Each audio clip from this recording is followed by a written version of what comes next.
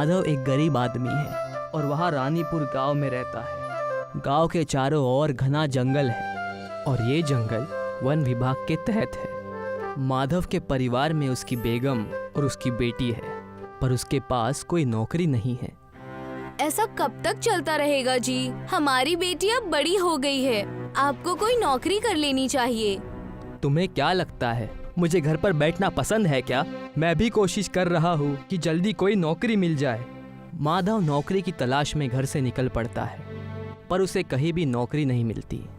आखिरकार थक हार कर माधव अपने घर वापस लौटता है। उसका उदास चेहरा देखकर उसकी बेटी उससे पूछती है, क्या हुआ अब्बू, आप बेहद मायूस लग रहे हैं। कुछ नहीं बेटा, बस यूं ही। मुझे पता है आपको नौकरी नहीं मिल रही है, इसीलिए मायूस हो ना। जल्दी कोई नौकरी मिल जाएगी, आप बेफिक्र रहिए।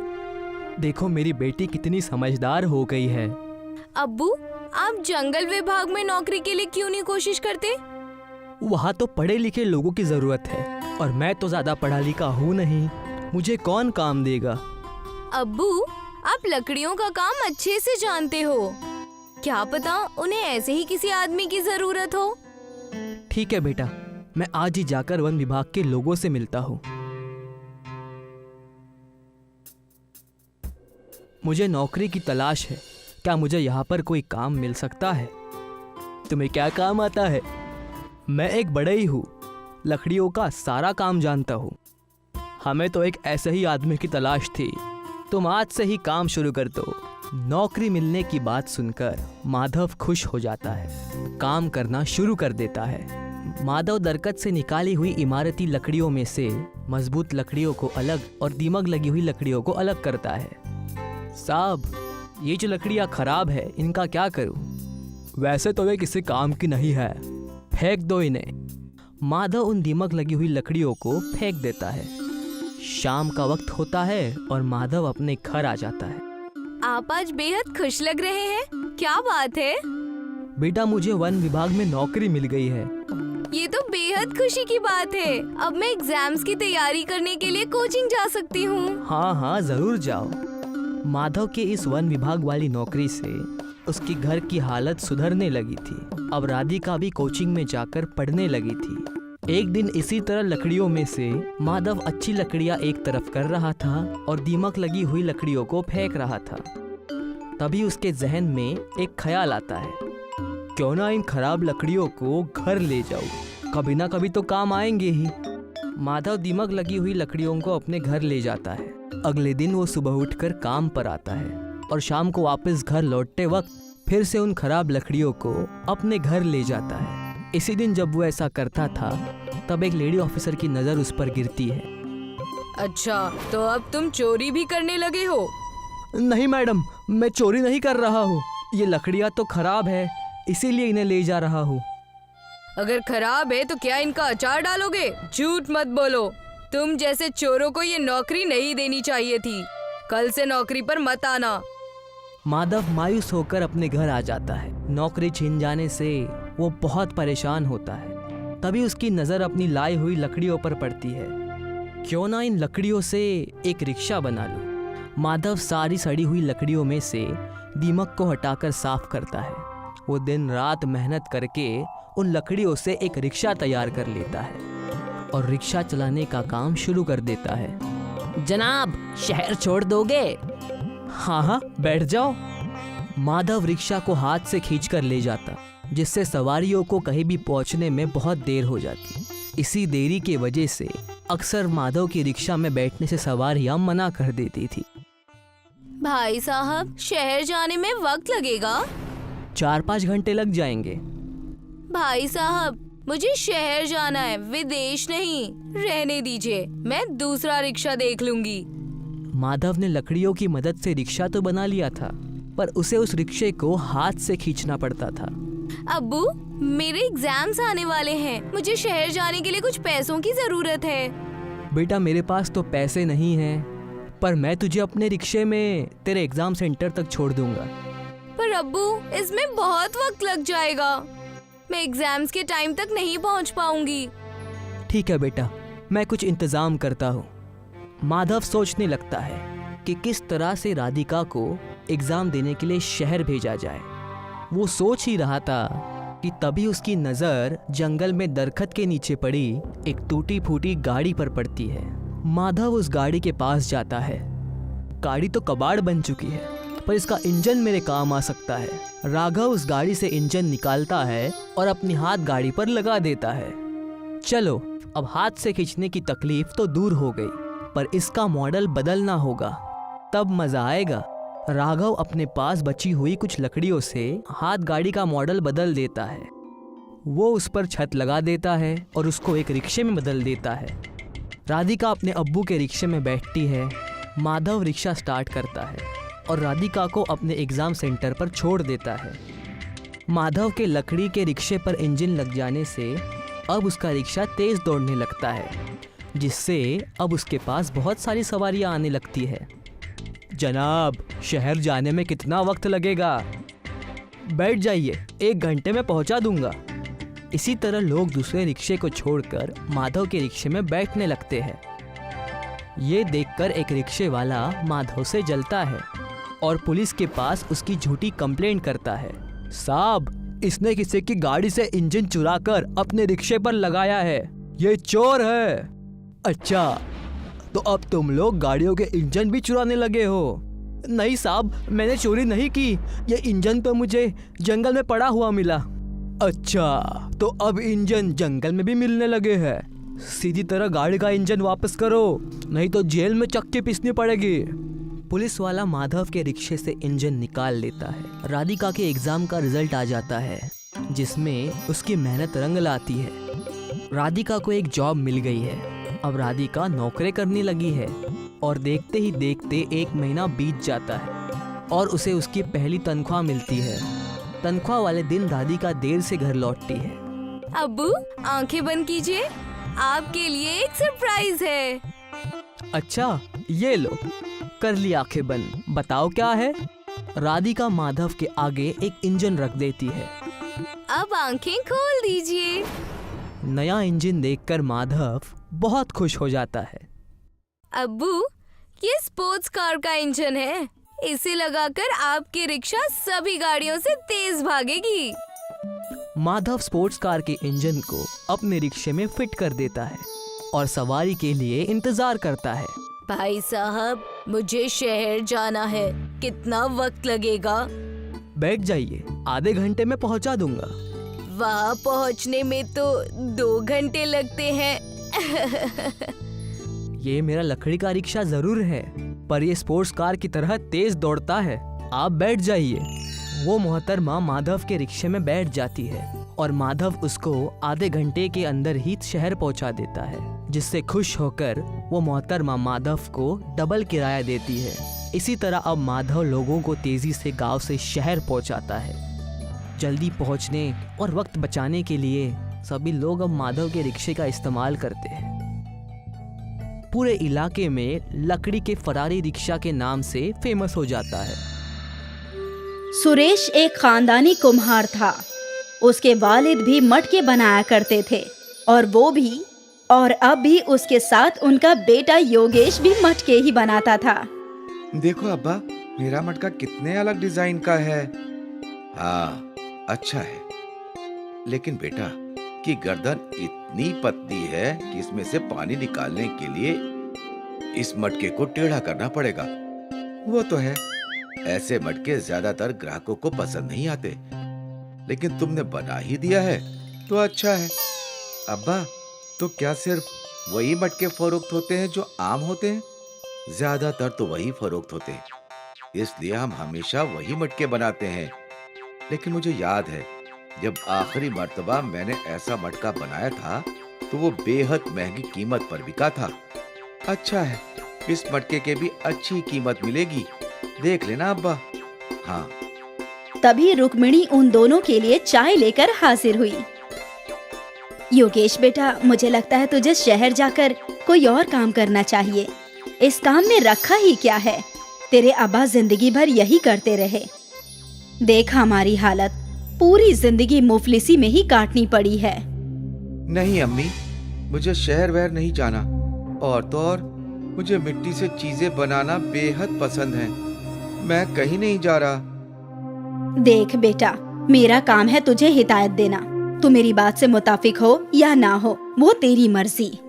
अच्छा ये सब छोड़ो रुक्मिणी, तुमने कहा था कि तुम योगेश की शादी की बात करने वाली हो अपने भाई से। उसका क्या हुआ? भाईजान तो राजी हैं हमें अपनी बेटी देने के लिए। तो देर किस बात की, बात आगे बढ़ाओ। वैसे भी मैं चाहता हूँ कि जल्द से जल्द योगेश की शादी हो जाए। ठीक है, तो मैं इस इतवार को सगाई की रस्म रखवाती हूँ। वाह, ये हुई ना बात। अपनी शादी की बात सुनकर योगेश भी बेहद खुश था। इतवार के दिन सुरेश का घर फूलों से सजा हुआ था। घर में काफी मेहमान थे और फिर योगेश ने आभा को अंगूठी पहनाई और उन दोनों की सगाई हो गई। सभी लोग बेहद खुश थे। फिर क्या था, अब से रुक्मिणी योगेश से रोज शहर जाकर काम करने के लिए दबाव डालने लगी। सुन बेटा, अब तेरी शादी होने वाली है, तुझ पर जिम्मेदारी बढ़ने वाली है, तेरी कमाई भी बढ़नी चाहिए। अगर तू यही मटके बनाता रहा तो ऐसे ही गरीब रहेगा। मेरी बात सुन, शहर जाकर कोई अच्छा सा काम तलाश ले। नहीं अम्मी, मैंने कहा ना मुझे शहर नहीं जाना, मैं यहीं खुश हूँ। रुक्मिणी का दबाव भी योगेश पर काम नहीं कर रहा था। योगेश को अपने काम से बहुत प्यार था। कुछ ही माह में योगेश और आभा की शादी हो गई और रुक्मिणी इस इंतजार में थी आभा के घर आते ही। बेटा, मैं तुम पर एक बहुत बड़ी जिम्मेदारी डाल रही हूँ। मेरा बेटा मेरी बात नहीं सुनता। उसके बेहतर मुस्तकबिल के लिए मैं चाहती हूँ कि वो शहर जाकर कोई मुलाजमत करे, लेकिन वो है कि वो यहीं रहना चाहता है। अब तुम ही उसे मना सकती हो। मैं कोशिश करूंगी अम्मी। फिर एक रोज योगेश तन्हा मटके बना रहा था। आभा उसके पास आई। अरे आओ आओ, ये देखो कितना बढ़िया मटका है। हाँ, बहुत अच्छा है। क्या बात है, तुम्हें कुछ कहना है? मैं सोच रही थी कि कब तक आप ऐसे मटके बनाएंगे। क्यों ना हम शहर जाकर कोई काम तलाशें? नहीं आभा, मुझे इल्म है कि ये सब मेरी अम्मी ने तुमसे कहा होगा, लेकिन मेरी बात अच्छे से समझ लो। मुझे मिट्टी के बर्तन बनाने का बहुत शौक है। मैं जिंदगी भर यही काम करना चाहता हूँ। मन मारकर अगर मैं शहर चला भी जाऊं तो भी मैं खुश नहीं रहूंगा। योगेश की बातें सुनकर आभा हैरान हो गई।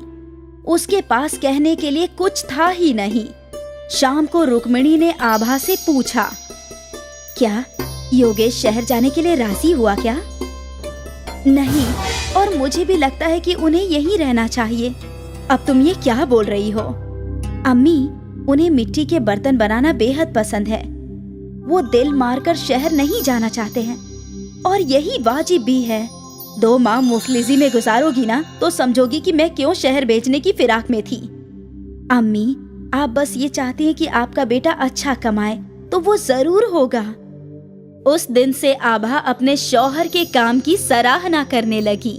ये मटका कितना अच्छा है।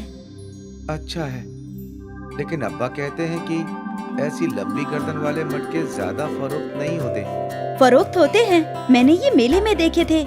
शायद 300 रुपए के थे। इतना महंगा? आप भी ऐसे मटके मेले में क्यों नहीं फरोख्त करते? मैं कोशिश कर सकता हूँ। आभा ने योगेश को हौसला अफजाई की। योगेश ने अलग अलग साइज के मटके बनाए और उन्हें रंग बिरंगे रंग दिए। वाह, ये सब मेले में जरूर फरोख्त होंगे। काश ऐसा ही हो। उस दिन योगेश सारे मटके लेकर मेले में गया। उसके अलग अलग साइज के मटकों की मेले में काफी डिमांड थी। भाईजान, मुझे वो लंबी गर्दन वाला मटका देना। मुझे वो रंग बिरंगा। एक ही रोज में योगेश के सारे मटके फरोख्त हो गए और उसकी आमदनी अच्छी खासी हो गई। योगेश घर आया और सारे पैसे अपने अब्बा के हाथों में रख दिए। ये देखिए अब्बा, आज की कमाई। अरे ये तो बहुत ज्यादा है। मेले में फरोख्त करने की तरकीब आपकी बहू की थी। अच्छी जिंदगी जियो बहू, और हमेशा अपने शौहर का साथ देना, वरना कुछ औरतें होती हैं जो शौहर को सिर्फ शहर भेजना चाहती। पास खड़ी रुक्मिणी सब सुन रही थी। आभा और योगेश बेहद खुश थे। उस रात योगेश को एक नई तरकीब सूझी। आभा, कोई मिट्टी का फ्रिज खरीदेगा क्या? मिट्टी का फ्रिज? मतलब मिट्टी की ऐसी अलमारी जिसमें सब्जियां, फल सब ताजे के ताजे रहें, जो बगैर बिजली के चले। क्या आप ऐसा कुछ बना सकते हैं? हाँ, तो फिर देर किस बात की? ये तरकीब तो सुपर हिट हो जाएगा।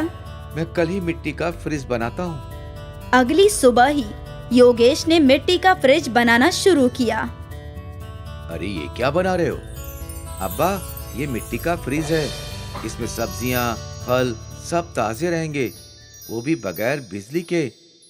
वाह, सुना था पहले के लोग जमीन में गाड़ कर सब्जियां फल ताजे रखते थे। सोचा नहीं था कि मिट्टी से ऐसा कुछ बन सकता है। हाँ, मैंने बहुत कब्ल सोचा था, लेकिन कल की कमाई देखकर लग रहा है कि इस मिट्टी के फ्रिज को भी लोग खरीदेंगे। हाँ बिल्कुल, मैं भी तुम्हारी मदद करता हूँ। फिर बाप बेटे ने मिलकर कई मिट्टी के फ्रिज बनाए। अगली सुबह दोनों उन मिट्टी के फ्रिज को लेकर मेले में ले गए। अरे भाईजान, वो क्या है? अलमारी जैसा? वो मिट्टी का फ्रिज है। इसमें आपकी सब्जियां और फल ताजे बने रहेंगे, ज्यादा वक्त तक, वो भी बगैर बिजली के। वाकई? हाँ हाँ वाकई। उस खातून ने एक मिट्टी का फ्रिज खरीद लिया। एक सहाफी ने मिट्टी के फ्रिज की तस्वीर खींची और फिर देखते ही देखते कई और ग्राहकों ने मिट्टी के फ्रिज खरीदे और सारे फ्रिज फरोख्त हो गए। आज पहली बार सुरेश ने इतनी कमाई एक साथ देखी थी। वो लोग खुशी खुशी घर गए। देखो बेगम साहिबा, आज तुम्हारे बेटे की कितनी कमाई हुई है। बाप रे! ये तो कुछ भी नहीं है, अब तो पैसों की बारिश होगी।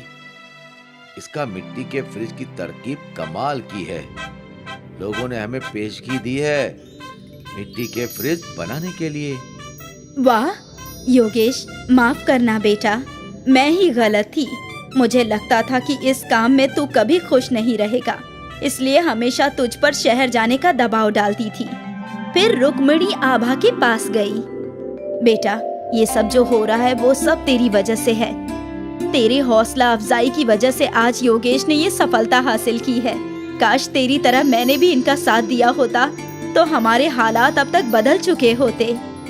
अम्मी जान, आप ऐसी बातें मत कीजिए। अब सब कुछ दुरुस्त हो गया है।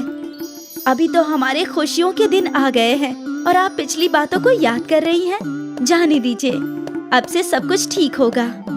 सही नहीं, सब अच्छा ही होगा, बहुत अच्छा। मिट्टी का फ्रिज खरीदने के लिए सुरेश के घर के बाहर कतार लगने लगी। उनकी आमदनी कई गुना बढ़ गई थी। सुरेश ने अपने घर की मरम्मत भी करवा ली थी और अब इस खानदान के पास सारी जरूरियात की चीजें थी और ये सब बस मिट्टी के फ्रिज की तरकीब की वजह से हुआ। गांधीनगर नाम का एक छोटा सा गांव था। गांव में एक बड़ा बाजार लगता था और बाजार में अक्सर मजमा लगा रहता था। गर्मियों के मौसम में ये सारा मजमा बलदेव की पेप्सी की दुकान पे लगा रहता था। अरे बलदेव चाचा जान, मुझे नारंगी वाली पेप्सी दे दो, मुझे पीली वाली और मुझे सुर्ख वाली। बच्चे हो या बड़े, सभी को बलदेव की पेप्सी बेहद पसंद आती थी और बलदेव पूरी ईमानदारी से पेप्सी बनाया करता था। फिल्टर वाला पानी, साफ चीनी और साफ सुथरे तरीके से वो जूस बनाकर उन्हें प्लास्टिक की थैलियों में भरा करता था। बलदेव की 1 रुपए वाली पेप्सी बहुत फरोख्त हुआ करती थी। कुछ ही देर में उसका सारा माल खत्म हो जाया करता था। अरे चाचा जान, पेप्सी है क्या? नहीं बेटा, सब खत्म हो गए, अब कल आना। बलदेव की दुकान के रूबरू पवन की दुकान थी। पवन आइसक्रीम फरोख्त करता, लेकिन गर्मी होने के बावजूद उसकी आइसक्रीम फरोख्त नहीं हो रही थी। मालूम नहीं ये बलदेव अपनी पेप्सी में क्या मिलाता है जो सारे गांव वाले सिर्फ इसी की पेप्सी पिया करते हैं। 1 रुपये वाली पेप्सी में आखिर क्या जायका होगा? मेरी तो आइसक्रीम तक खराब हो रही है। जायका का तो इल्म नहीं, लेकिन वो आइसक्रीम से सस्ती है, शायद इसलिए वो ज्यादा फरोख्त होती है। हाँ, मुमकिन है। क्यों ना आप भी पेप्सी फरोख्त करना शुरू कर दो? अरे लेकिन पेप्सी बनाएगा कौन?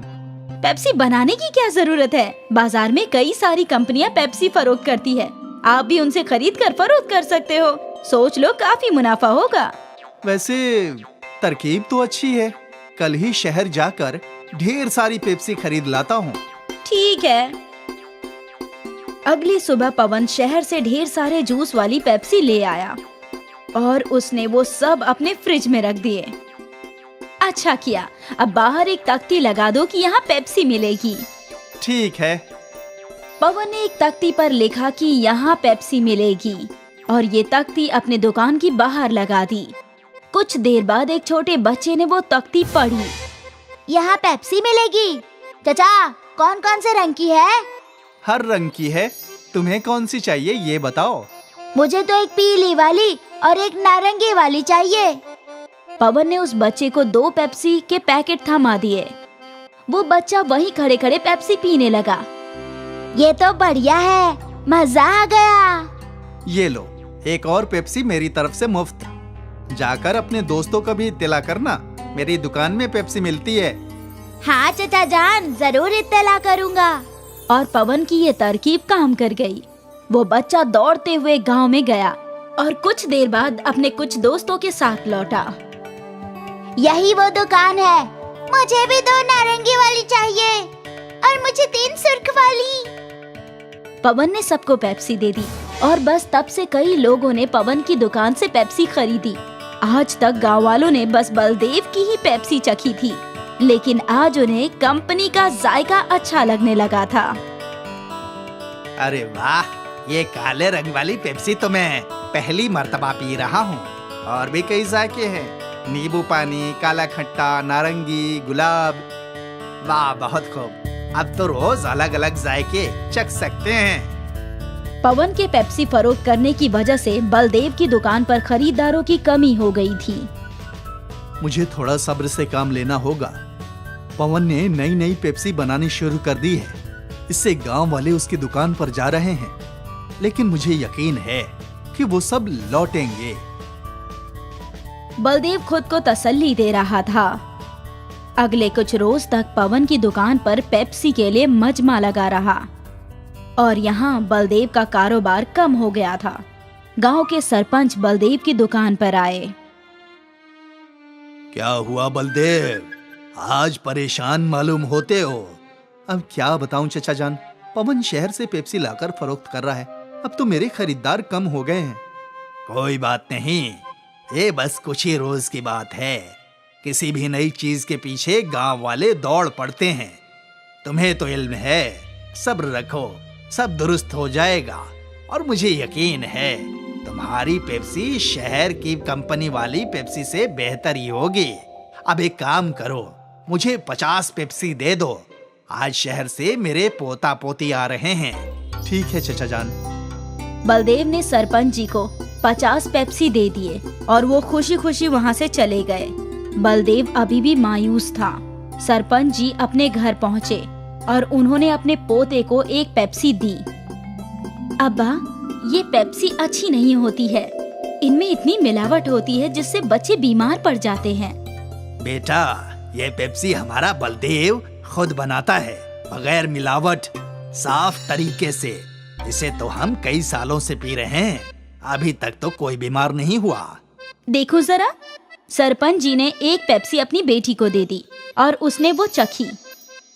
वाह अब्बा, ये तो काफी उम्दा है। सरपंच जी के घर आए हुए सारे मेहमानों ने वो पेप्सी पीनी शुरू की। कुछ ही देर में सारी पेप्सी खत्म हो गई। अब्बा, आपने ये कहाँ से ली? मैं थोड़ी और ले लेती हूँ। बाजार में तुझे बलदेव की दुकान नजर आएगी, जिसमें बड़ा फ्रिज होगा। उसी की दुकान से मैं लेकर आती हूँ। नेहा बाजार पहुँची तो वो बलदेव और पवन की दुकान में कंफ्यूज हो गई। उसे समझ नहीं आ रहा था कि कौन सी दुकान है। शायद जिस दुकान पर मजमा लगा है मुझे वहीं जाना चाहिए। नेहा पवन की दुकान में गई। मुझे 20 पेप्सी देना। जैसे ही पवन ने फ्रिज से पेप्सी की पैकेट निकाली तो नेहा ने इनकार कर दिया। नहीं नहीं, ये नहीं चाहिए। लेकिन अभी तो आपने 20 पेप्सी मांगी। हाँ, लेकिन ये केमिकल वाली नहीं चाहिए। वहाँ खड़े एक शख्स ने नेहा से पूछा, बहन, इस पेप्सी में कौन सा केमिकल है? ये पेप्सी शहर के कारखानों में बनती है। वहाँ इन्हें बनाने के लिए कई सारे केमिकल्स का इस्तेमाल करते हैं जो नुकसानदेह है और जिससे बच्चे बीमार पड़ सकते हैं। अगर ऐसी बात है तो तुम यहाँ पेप्सी लेने क्यों आई? मैं तो यहाँ वो पेप्सी लेने आई थी जो इसी गांव में बनती है। अच्छा, तो आपको बलदेव भाईजान की पेप्सी लेनी है? उनकी दुकान सामने है। नेहा वहाँ से चली गई, लेकिन आसपास के लोग शहर की केमिकल वाली पेप्सी का जिक्र करने लगे। नेहा ने बलदेव की दुकान से पेप्सी खरीद ली और वो घर चली गई। केमिकल वाली पेप्सी की बात गांव में आग की मानिंद फैल गई और सारे वालिदैन ने बच्चों से पवन की दुकान की पेप्सी लेने के लिए मना कर दिया। आज से पवन चचा की दुकान से पेप्सी मत लेना। क्यों अम्मा? क्योंकि उसमें ढेर सारे केमिकल हैं। तुम्हारी तबीयत खराब हो जाएगी, फिर तुम्हें सुई लगेगी। ना बाबा ना। लोगों को बलदेव की ईमानदारी समझ आ गई और एक बार फिर बलदेव की पेप्सी फरोख्त होने लगी। पवन की दुकान से कोई भी पेप्सी नहीं खरीद रहा था और थक हार कर पवन ने पेप्सी फरोख्त करनी ही छोड़ दी। नेहा ने पूरे गांव को बीमार होने से बचा लिया और सब कुछ पहले की मानिंद हो गया।